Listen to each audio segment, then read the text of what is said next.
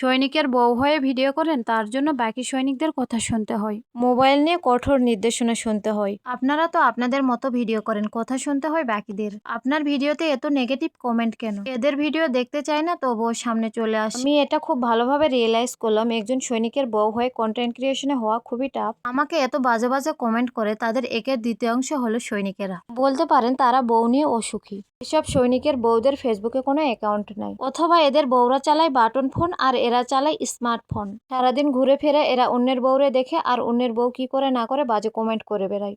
এমন একটা ভাব দেখান আপনারা যেন আমি ফেসবুকে এসে কি না কি করে ফেলেছি। কথাতেই আছে না, ঘরের বউরে সামলাতে পারে না, আসে পরার বউরে সামলায়।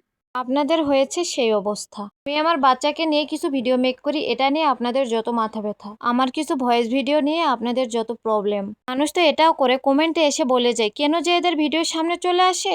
আমি আমার বাচ্চা অনেক সাধারণভাবে চলাফেরা করি, এইটুকু দেখেও যদি আপনাদের সহ্য না হয় তাহলে কিছু করার নাই। সোশ্যাল মিডিয়াতে ভিডিও ছাড়া খারাপ কিছুর না। আমি একটা কথা বলতে চাই, পরের বউরে নিয়ে আপনাদের তখনই সমস্যা হবে যখন পরের বউরে নিয়ে আপনি নাড়াঘাটা করবেন।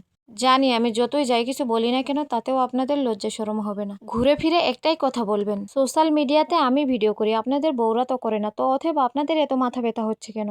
আমি একজন সৈনিকের বউ হয়ে ভিডিও ছাড়তেই পারি, তাই বলে কি আপনারা বাজে বাজে কমেন্ট করবেন? আপনারা তো এক একজন ফেরেস্তা।